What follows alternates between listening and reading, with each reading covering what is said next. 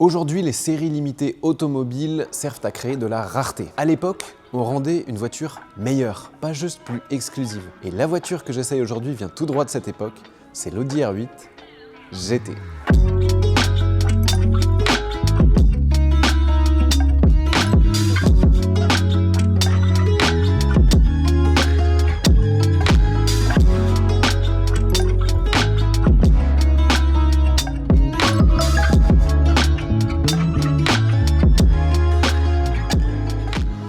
Bienvenue sur World Supercars, moi c'est Thomas, on est plus de 450 000 passionnés d'automobile sur cette chaîne. Alors si comme moi tu préfères une bonne ligne d'échappement à une bonne playlist Spotify, abonne-toi et mets un pouce, ça soutient vraiment la chaîne. En 2006, Audi présente la R8, sa première supercar, V8 Atmo 4 litres 2 centrale arrière. Et en 2009 arrive la version V10 avec un moteur étroitement dérivé du V10 de la Lamborghini Gallardo. Donc elle a un petit peu de sang italien cette R8 V10. Et le pari est plutôt réussi, faire une vraie supercar mais utilisable, ça reste une Audi. Et en 2010, à l'image de Lamborghini avec la Gallardo qu'avait fait la Superleggera, les ingénieurs allemands de chez Audi avaient bu un expresso de trop. Ils prennent la base de la R8 V10 et ils en font quelque chose de beaucoup plus radical, la R8 GT. Celle-ci, comme vous pouvez le voir, est à vendre ici chez West Motors à Lyon. C'est une édition limitée à 333 exemplaires dans le monde. C'est plus rare qu'une 599 GTO, c'est plus rare qu'une Enzo, c'est plus rare qu'une F50. Et tout ça pour une supercar avec un V10 Atmo à aujourd'hui moins de 115 000 €. Est-ce que c'est l'affaire du siècle ?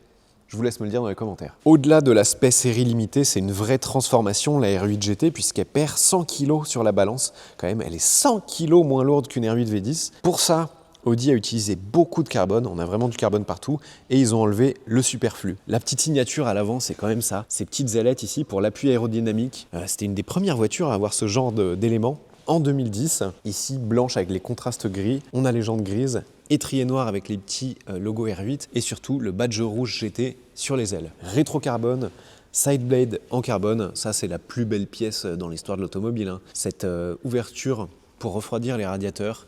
Sur la V10, on la reconnaît parce qu'il y a ce petit décrochage, vraiment magnifique. Carbone satiné, les petites trappes d'essence avec le logo R8. Un gros aileron pour plus d'appui aéro, gros aileron en carbone. Gros diffuseur aussi en carbone, toujours carbone satiné.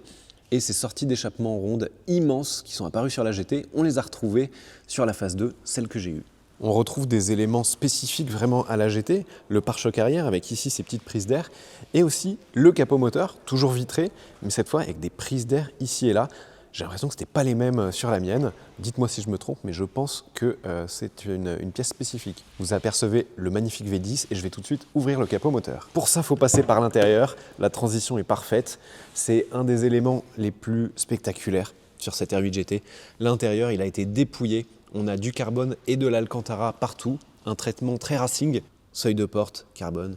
Toutes les contreportes ici en carbone, volant Alcantara, fond de compteur blanc, ça c'est spécifique à la GT, et surtout ces sièges baquets qui sont tirés tout droit d'une voiture de course on dirait. Ils sont impressionnants, très creusés, et tout en Alcantara, avec les petits liserés, les surpiqûres rouges, le logo R8 GT, et si tu sais pas comment on fait pour ouvrir le capot moteur sur une R8, tu es obligé de mettre le contact, hop, il y a cette petite animation des aiguilles, j'adore, et ici il y a un petit bouton, hop.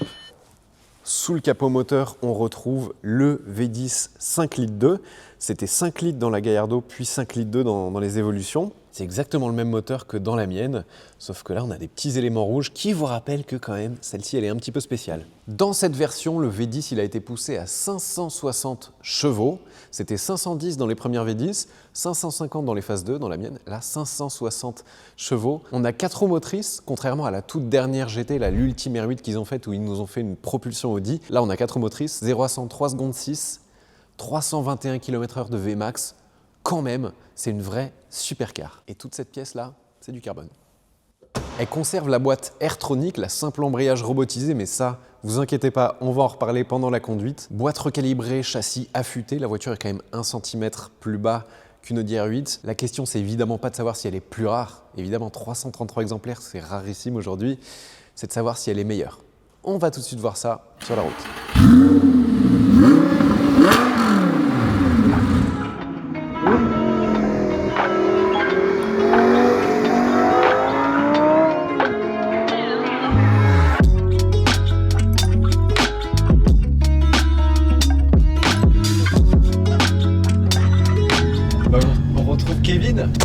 ça va? Bien et vous?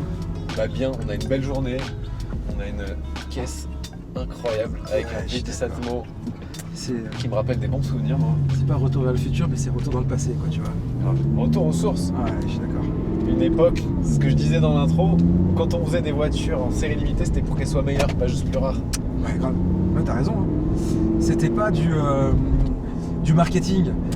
Pas que. Ouais, pas que, je suis d'accord. Ouais. Et aujourd'hui, les séries limitées Parfois. de l'époque sont devenues des vrais collecteurs d'aujourd'hui, quoi. Ah oui.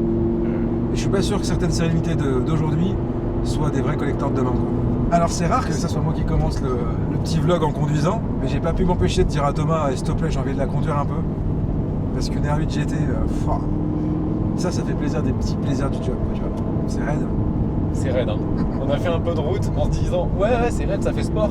Au bout de 10 minutes, c'est bien raide, hein. Vraiment un châssis très sportif. On a l'impression qu'il vient tout droit de la compète. Les sièges, on dirait des sièges de DTM. Oui, et un Bah, truc, tu vois, regarde comment j'ai la tête en arrière. C'est pour pouvoir mettre un casque. Et ouais, ça c'est des trucs tout con, mais aujourd'hui tu montes dans une GT3 RS ou tu montes dans une BMW M4, c'est plus comme ça, on t'explique qu'il faut que tu mettes un coup de tournevis pour pouvoir, tu vois. Ouais, là, il est loin, là, peut-être. Ouais. Bah, tu as McLaren qui faisait des sièges comme ça aussi sur les sièges de P1. Tu prends ce 675 LT, tu as ce siège où tu dois mettre la tête super. J'ai regardé les pneus quand même, on est en Michelin PS4S. Ça devrait gripper. Ouais, plus le Quattro. Waouh. Ah ouais, tu vois, c'est ces voitures d'époque où t'as pas besoin de tirer dessus et pas prendre des vitesses pour te rendre compte déjà de ce qui se passe, quoi. Là, je tire pas dessus, hein. 6000 tours. Tellement organique ce moteur. Oh là là. Il se passe déjà quelque chose. La latérale. Oh, eh mais ça marche. Je suis dans 3. Voilà, t'as mis le mode sport, c'est pour ça que ça... Oh là là. Merde, zut, pardon. Qu'est-ce que ça marche? Attends, je regarde le poids, C'est un 1525 kg. On a 100 kg de moins qu'une R8 Quel délire, normale, entre guillemets. C'est J'en trouve un peu. vraiment la vraie fin d'une époque, hein. Pour moi, on est toujours dans... Et j'en perds mon latin. On est à une période de transition parce que la plus belle. on a les super moteurs, mais on a encore un peu le côté archaïque de la boîte qui rajoute de l'émotion, mais qui a évolué après. Pardon, mais moi, aujourd'hui, je fais partie de ces gens qui deviennent fans des bonnes robotisées. Ah ouais, je suis d'accord. Désolé, mais ça, c'est de la balle. Tu sais que j'ai essayé une 599 GTO, Bah voilà, c'est peut-être la meilleure boîte simple embrayage Bah, bien robotisée au monde. bah, bien sûr, Parce que bien sûr. elle est ultra rapide, mais elle te donne ce côté émotionnel du changement de Et la rapport. boîte de la 599 GTO, un peu comme celle de la Scoot, tu laisses le pied dessus parce qu'en fait, t'as pas le temps de le lâcher tellement que ça va vite, tu Ah vois. oui, beaucoup plus rapide que celle-là. Exactement. Ouais. Alors que là, je trouve que son manque de rapidité te donne l'effet de j'ai vraiment passé mon rapport vite avec le pied, quoi, tu vois. Ah, j'adore, quoi. Ouais, tu me disais tout à l'heure, le fait que la boîte soit pas parfaite, ça t'invite à peut-être plus garder les rapports, à réfléchir à deux fois, Bah, tu vois, bien que ce soit une séquentielle. On vient de faire toute la portion sur le troisième rapport. Là où avec une double embrayage, on aurait peut-être mis déjà la 5, quoi, tu vois. Là, tu profites de l'élasticité du moteur, quoi. Avec une double embrayage, il y a peut-être plus le côté PlayStation. Qu'est-ce que ça chante. Ah là là. Et ça fait partie des voitures où t'as ce petit plaisir d'entrouvrir la fenêtre. Ouais, je suis d'accord.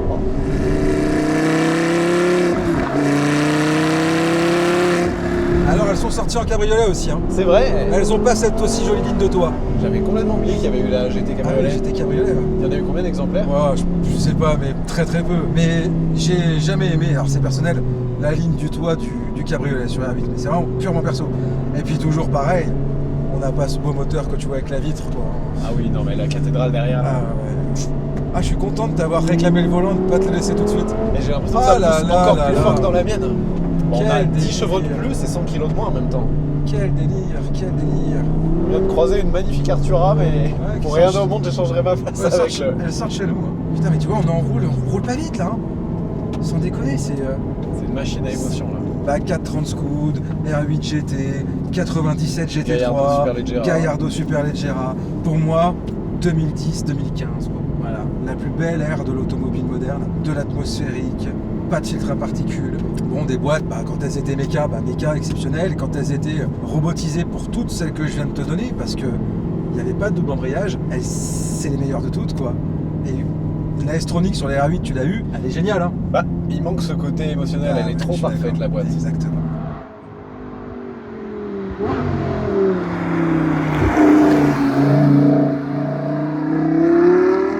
Tu vas ressentir la légèreté d'auto qu'on n'a plus l'habitude de conduire. T'imagines qu'aujourd'hui tu vas essayer une 296, une Temerario, tu roules avec une caisse qui fait presque 1 tonne de plus, Thomas. Je veux dire, ouais. 800 kilos. Aujourd'hui t'es entre Depuis 2 ce tonnes matin, 2 tonnes 3. il arrête pas de me dire Thomas, tu vas coller. On va voir si je colle. Ouais, sport, je t'ai mis pour la boîte parce que ça compense, quoi. Et vous vous dites peut-être que c'est une auto très familière pour moi parce que j'ai eu celle de juste après. Ouais, c'est vrai. Mais là, le caractère, il est très Pense à différent. garder ton rapport. Pense à exploiter ta plage moteur. C'est vrai. Force-toi à le faire. Tu te fatiguerais pas autant à changer de rapport toutes les 5 minutes avec une vraie boîte méca. T'as raison, je suis plus haut à côté que... Et le siège baquet passager, il est plus haut que le... Il y a un sentiment de légèreté dans celle-là qui est beaucoup plus présent que dans Le train avant est très précis, tu vas voir. Bah, la direction est meilleure que dans la mienne. Hein. Oui. La mienne, moi, j'étais pas hyper Tu fan. sens pas le côté lourd du quattro en fait. Elle reprend peut-être un peu mieux, pas dans les tours que... On a 10 chevaux de plus, 100 kg de moins, 100 kg de moins. Tu fais plus ça. Aujourd'hui tu fais une version spéciale, on n'arrive pas à enlever 100 kg. Et en fait, tu peux vraiment y aller parce que t'as pas ce côté turbo qui va t'envoyer dans le décor. Tu joues sur la plage de régime de l'Atmo. Est-ce que tu ressens ce petit côté intimidant, hein? Où Ouais. si tu lis la fiche technique, tu dis ouais mais ça va, 500 et quelques chevaux. Quand on essaye aujourd'hui des produits qui font tous entre 800 et 900 chevaux, c'est devenu le minimum légal, tu vois. Là, il y a ce qu'ils font. Mais tu sens que ça se pilote, hein? Je parle moins là. Ouais. Alors que tu tires pas dessus, hein. Tu roules pas vite. Mais elle transmet beaucoup la voiture. Ouais. Je vais même dire autrement. Elle transmettait beaucoup ces autos-là à cette époque-là. Ouais, mais ça existe toujours. Ouais. Le niveau de finition, on est sur des niveaux de finition qu'on pratique très peu aujourd'hui maintenant. Le petit détail du levier en carbone avec les deux branches là. Tout est taillé Oh là masse, là. c'est magnifique. Même à 2, 3000, 4000 tours en fait, Et tu sens qu'elle ça est reprend, il est plein le moteur. beaucoup moins rugueuse, beaucoup moins camion qu'une Superleggera qui est pourtant la cousine de l'époque, quoi. J'ai jamais essayé Superleggera. Superleggera, je t'en ferai essayer à l'occasion. En 5 litres ou 5 litres? En ouais. 570 les dernières générations. Ouais. Déjà la direction est beaucoup plus lourde. Ouais. Là il y c'est a plus un- fluide, c'est plus... Bah, moi, ce que j'aimais pas trop dans la mienne, c'était Son la confort. direction. Elle était lourde et on ressentait pas grand chose. Là, il y a du poids, mais on ressent mieux ce que fait le train avant. La voiture, je crois qu'elle est 1 centimètre plus basse. Un châssis qui est pas pareil. Les suspensions sont beaucoup plus raides. Et tu sens ce que je t'ai dit sur ce sentiment de caisse de course. Ah oui. Hein, d'accord. Bah, les baquets, ils participent. La raideur de la suspension, ils participent. La direction, ils Et participent. tu sens que c'est du raid sérieux, quoi. C'est pas... Ça tape pas pour taper, quoi.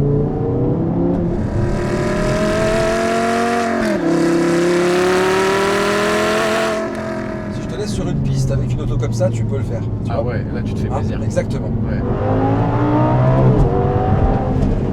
Waouh.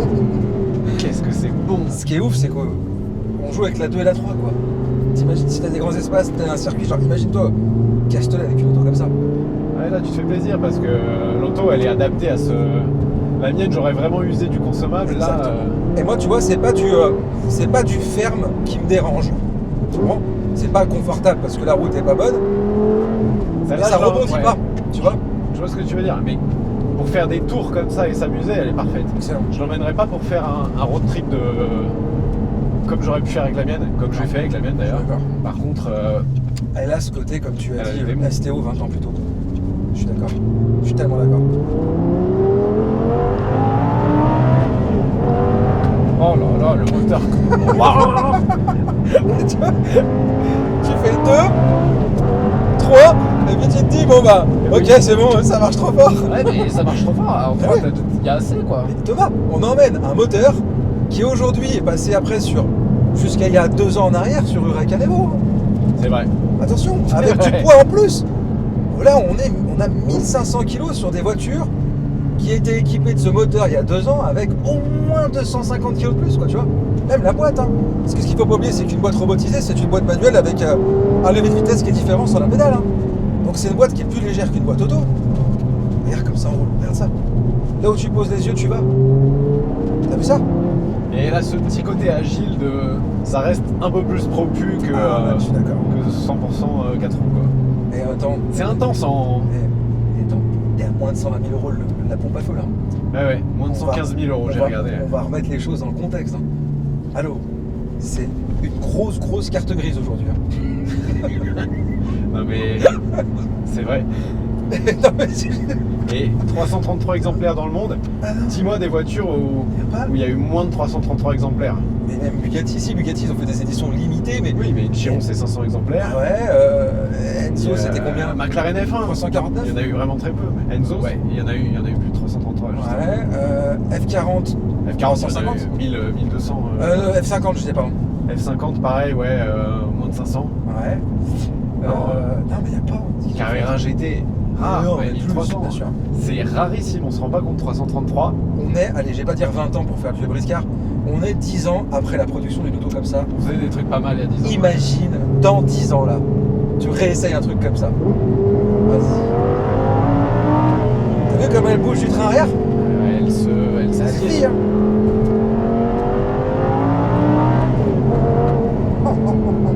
Et ça, les On a amis, toujours pas mis la 4. Hein.